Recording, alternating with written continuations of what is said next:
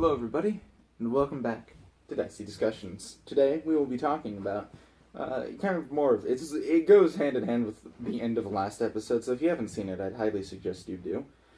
Communicating in private with the DM. We're also going to be talking about when a player decides to essentially betray the party, like working against the group. And lastly, we're going to be talking about what happens when the players decide to side with your antagonist. Okay. I feel like we should start with, just right off the bat, communicating in private. Mm-hmm. There are downsides to it, surely, because it's... But the greatest upside that comes from it is you are effectively preventing metagaming to the highest degree. Because, say it's... In the example from last time, I was actively working against the party. And if they had known I was doing that, there would be no way that they would have agreed to let me go to that I thing. think it's a necessary thing, but I will say that it doesn't come without its practical issues. So first, there's times where you could do it, right? You could communicate in private, and you could be like flaunting it about, like you can pass notes or whatever. But sometimes you don't want that. Sometimes you want it to be like there's no even communication occurring. Like you don't want the other group members to see because they wouldn't know anyway.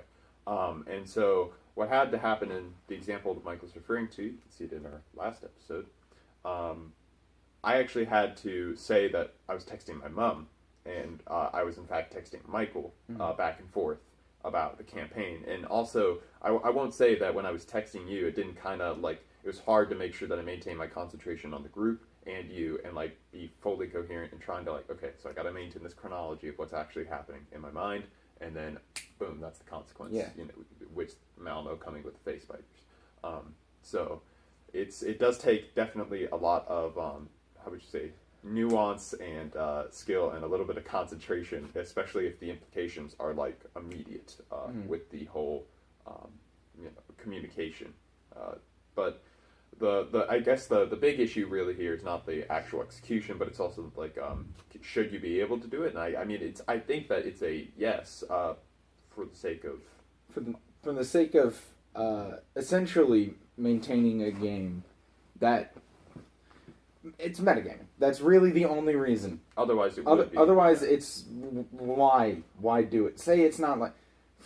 Or I mean, worse is that okay, so let's say you didn't tell me secretly, you told me explicitly. So it's like now, right here. Yeah. This is how it would go. We're sitting at the table, and I'm go. All right, guys, I have to go visit my dying mother or whatever. Yeah. And they're like, okay, and I go. I just look dead at you, and I go, Andrew, I go to Malmo's. They're like, what? What the fuck? They're like, what the?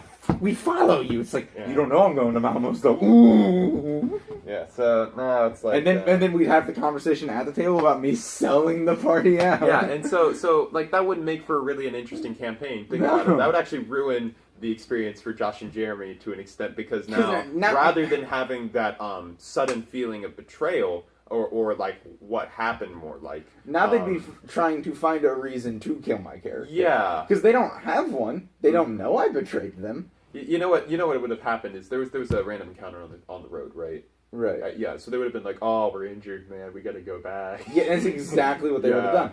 Yeah. And then we can bring Michael with us this time. Yeah, and it'd be like... And I'd be like, nah, I have to do training with Malmo. Oh, is that so?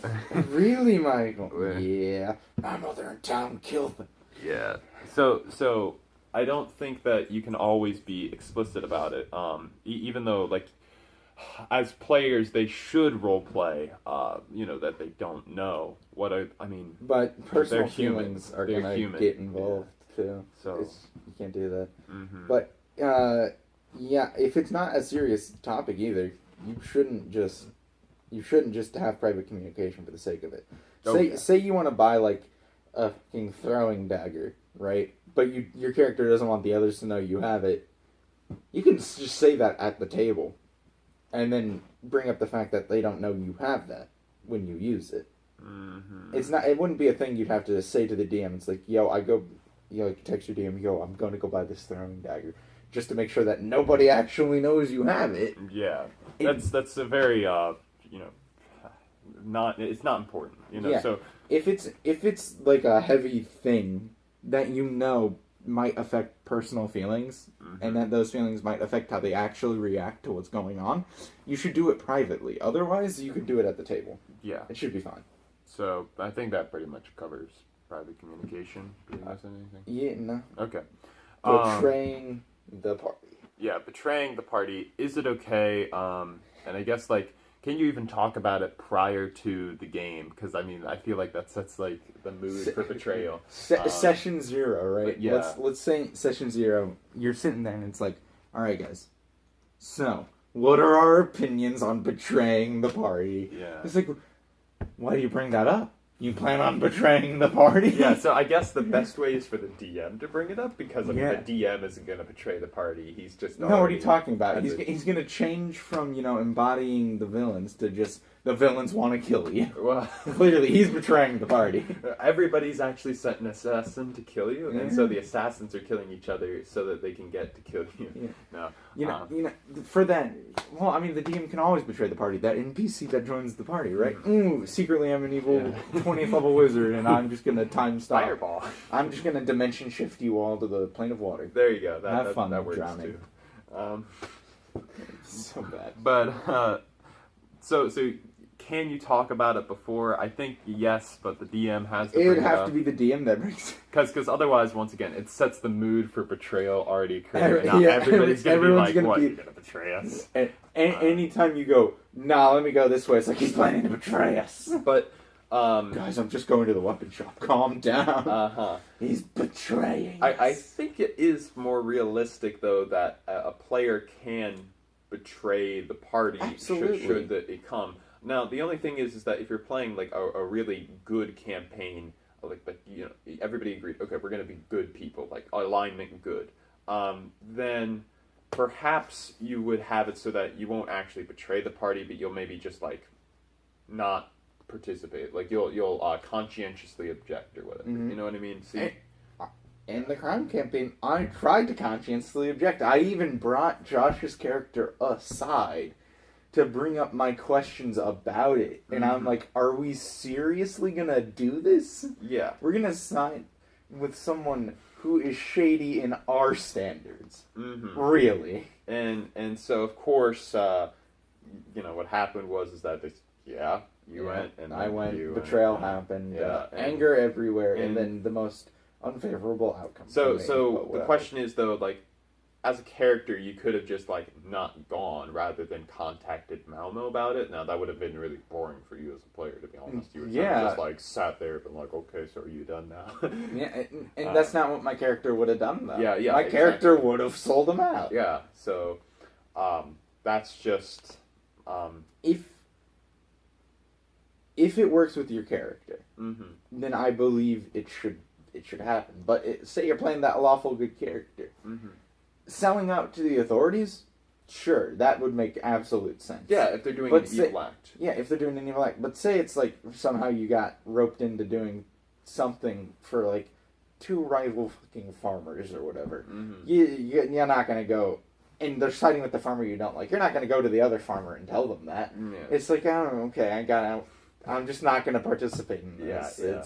It's 2 fucking farmers. I don't give a shit either way. So I guess it is, like, to some degree, a case-by-case basis of whether or not you can betray, but, I mean...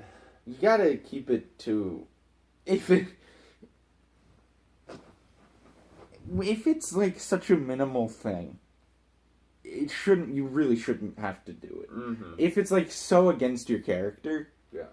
You shouldn't betray the party. If they are committing, like, heinous crimes near the lawful good paladin, there's no way your character wouldn't just betray the party. There's no way. And, I want to, like, take a step back and, like, I know it's already sensitive as it is, but it's like, if the other players that are subject to the betrayal can actually take it well, it really makes for a good story when you think about it, because... That's how people are. They're not like, a monolith that go on a quest and they always all agree. Like, to have disagreement and actions that are consequential, like, against each other, that's real, and it makes for an intriguing story to tell. It's like, okay, so they were going to do this, but Michael says, oh, I really don't want to do it, and then as a consequence he goes to the adversary of the party and tries to get. I think that's an interesting tale to tell, to be honest. So it makes for an awesome tale if you can get it to work and everybody is okay about it. But I would say that I don't think you should do it on groups that just met up at your local gaming store either. Like, what are you talking about? Your High Tides gaming group, you gotta betray them. I actually gotta do it. You know what? Actually, I think I should take that back. There's like a middle ground that you can do it. I think Steve Jackson in the rule books to Illuminati put it best. Is that betrayal is best when either you're really long-term friends or you're never going to see them again. Okay, so if you know that this is like a one-shot, one-time stand. Andrew, you got to get into Rixum's gaming group. You got to betray him. Yeah. Just get into Rixum's group at High Tides and then just... For one session... You're like a 9th level wizard, and you just fireball the party. No given reason. Well, the thing is, I think at Adventure League, you start at 1st level. So I have to get the scroll of fireball, and then... Scroll of 20th level fireball. Yeah. I don't actually know if I can use that. I'm not quite certain on the rules for Adventure League. Yeah. Wouldn't be able to help you out there. But, yeah, it's... I bet you he'd retcon that anyway. Like, he'd totally retcon. He's not the DM. Oh, he isn't? No, he's a player. Oh, shit. Who is the DM? I have no idea. Yeah, cool. You can see, if you go to the, I don't know if I told you this, but if you go to the new Google Maps, right? Mm-hmm. They have inside High Tides on Google Maps. You can see Rixon playing in the background on Google Maps. Oh, you mean like on the street camera? Yeah, because you can go inside High Tides. Oh, really? On street cam, yeah. And you can see Rixum. That is awesome. It's all blurred out, but you can tell it's Rixum because of the beard and the hair. Yeah. You have to show me that. Okay, so that was a nice diversion. Yeah, well, I'll probably cut that out. All right, but that is so cool. Yeah, it's fucking great. So I think that concludes Betrayal. Yeah, it's summarized. Yes, it should be allowed, but don't be an ass about it. Yeah, and also just do it with people you're never going to see again, or group. That's generally speaking. Yeah, generally speaking. No, you should do it with people that you're going to like frequently see, but you're not too close friends with. You got to make sure you burn all the bridges. Yeah, all the bridges. Okay. Last but not least, joining sides with the main antagonist of the story. What do you do? So I guess first, as a player, from the player standpoint, should you do it? And I think the answer is yes, if your character should do it in light of the evidence or like any moral qualms or whatever. Yeah, the best example of it is essentially say you're predisposition to one side of the entire thing, and so it's like you know the viewpoint clearly of the side that you're with, and you've never like met anyone from the other side who could accurately just like give you information about them. Until eventually, say, you meet a high-ranking member of whatever organization that you are fighting against. And they lay out, like, their plans, their reasons behind it, and why they are so justified behind it. And then, all of a sudden, your players have this revelation. It's like, holy shit. They're right. It's like for whatever reason, the antagonist, or your players, seem to think the antagonist's point of view is better than the protagonist's. They should absolutely be allowed to join. Yeah. So, I mean, the immediate problem comes up, though, is that how should the DM handle it? And, I mean, the first thing is that you might not be prepared as a DM, because as much as we'd like to think that we have everything mapped out, that's not true. I don't know what you're talking about. I got like a 5,000-page book detailed for my moderator campaign. Yeah. He expected us to actually join the antagonist, so... I'm expecting a 500-page backstory from each of you, too. Oh, okay, so you can stuff it in the book. Stuff in the book. Yeah, alright. 2 chapters. But, so yeah, you probably won't actually have, like, a plot from the antagonist side planned out, though you might be able... It might be a little bit easier now that you already have the protagonist side planned out. But you could always just do, like, a mirrored thing. Mm-hmm. It's just essentially the same plot. Just you substitute characters out. Yeah, you can do that, but I feel that also, like, of course your players are... Players wouldn't know. Your players wouldn't know, but... It's lazy, right? Yeah, it is lazy, but also sometimes the conditions won't always be the same. Like for Malmo, for example, I don't think like I could just reverse the plot because like there was different plans ahead. Like he wasn't going to kill the king. No, he wasn't. Malmo was going. Malmo was going to absolutely kill the king. All right, so there, it's not like you can't always just swap the king. Like in a basic faction v faction thing. It's like you can't. It's way easier to do. So best example is Skyrim. It's like, all right, so either side you pick. Basically, what you're going to do is you're going to take over forts, and then there'll be a big fight at the main castle. And then the only major difference is you either attack Whiterun or you defend Whiterun. Yeah, that's. And one's more enjoyable than the other. Which one might that be, actually? Attacking. Oh, really? I actually had taken a great joy of defending.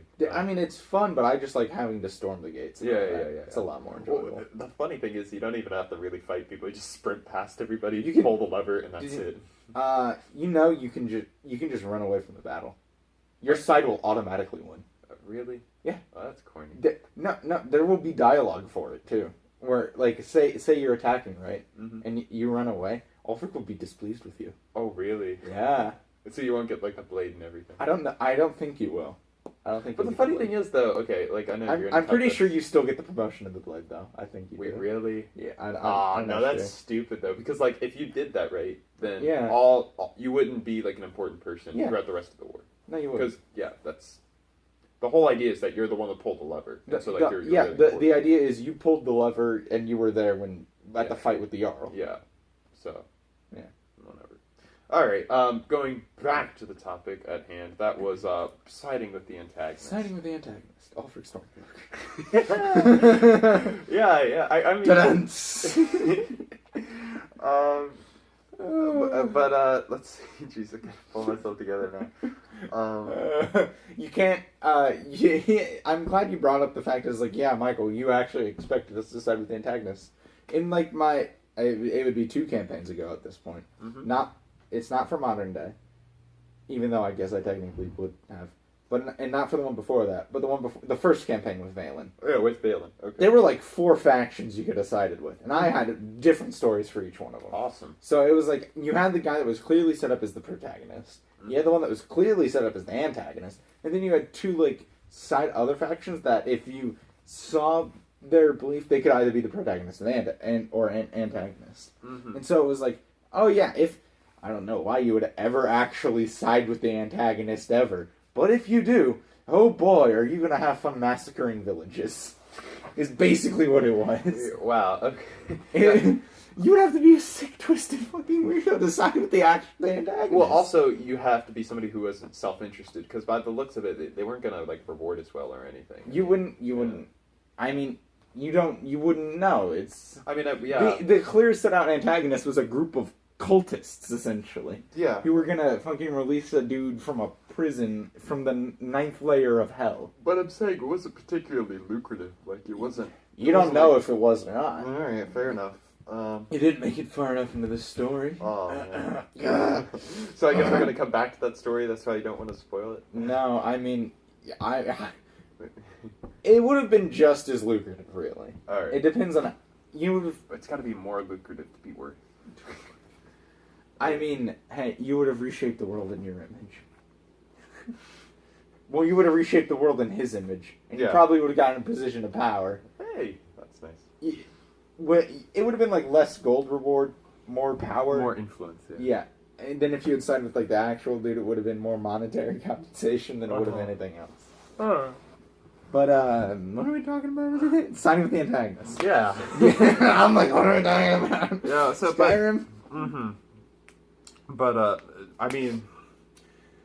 So, yes, you can do it. Now, the question is, though, is that sometimes you, like, before the game, you'll say, like, okay, so we're playing a good campaign, and we're going to side with... and then they, later just decide, you know what, we're going to be evil. And so you might say, well, that's like completely against your characters. I can't believe you're doing this or something like that. Like sometimes the players will make irrational decisions as characters, but rational decisions as players. Mm-hmm. And in situations like that, I mean...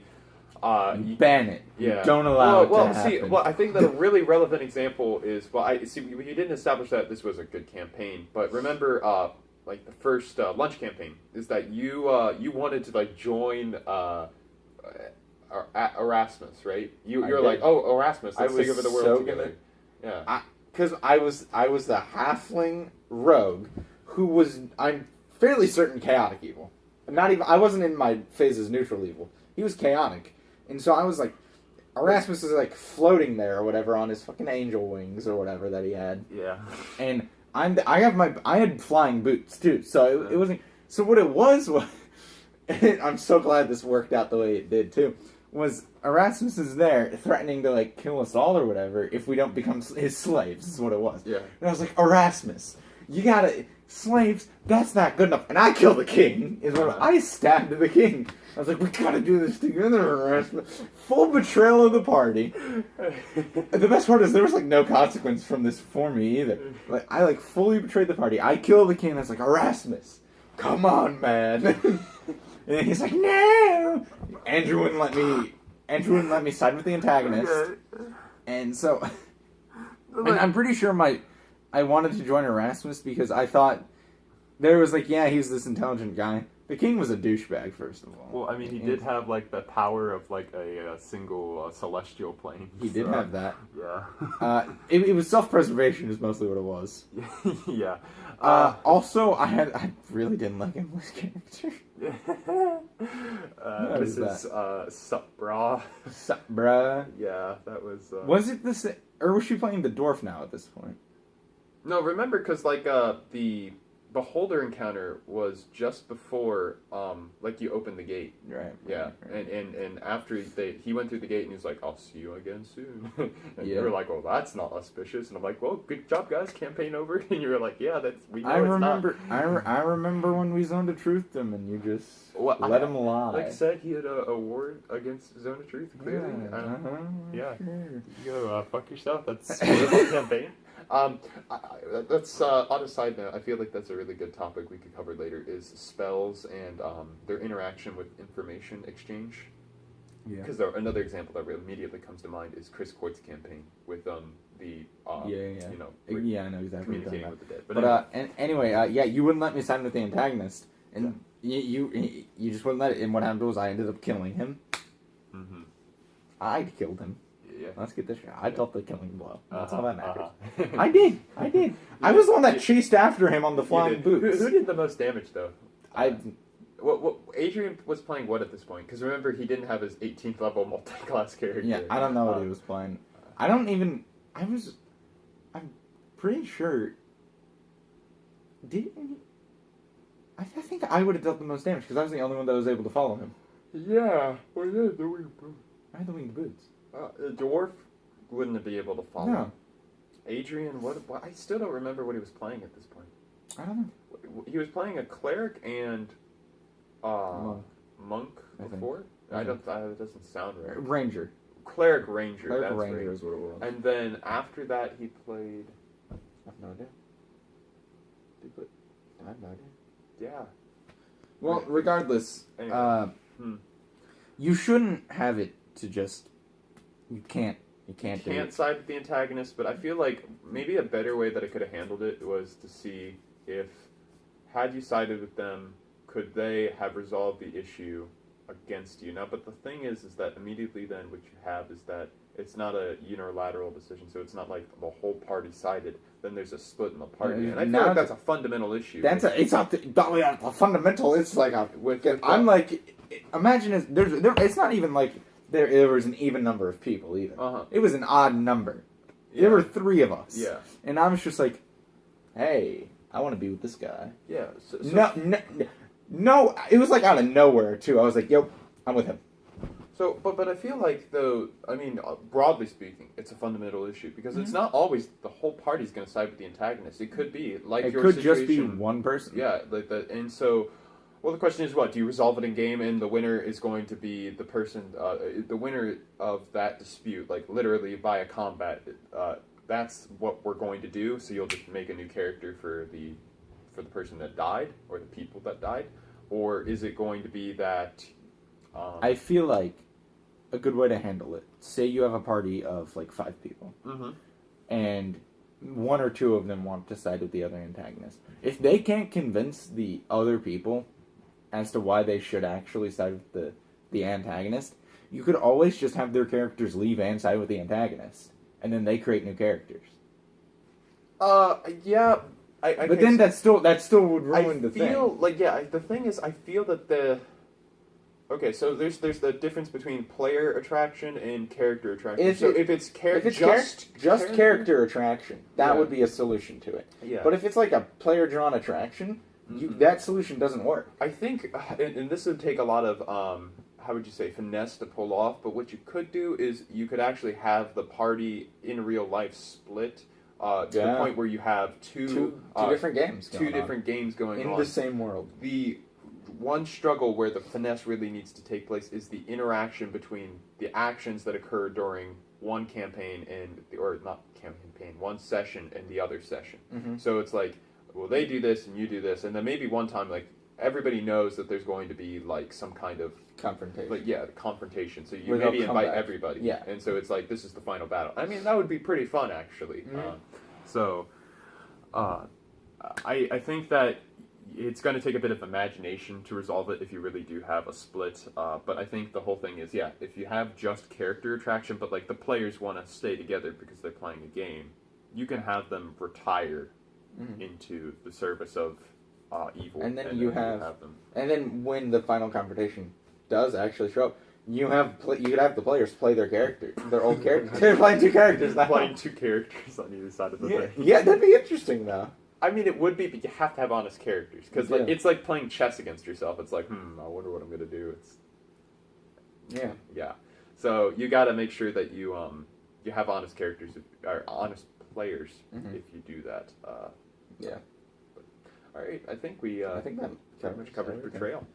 Or not betrayal. Antagonist. Yeah.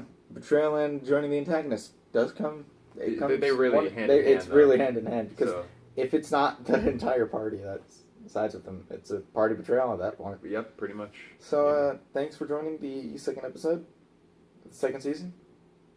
I literally almost said Betrayal House in the Hill. Yep. Thanks for joining the second episode, of second season of Betrayal House in the Hill. Yeah. Yeah, that's totally what this is. We'll see you in the next one. Bye. Bye.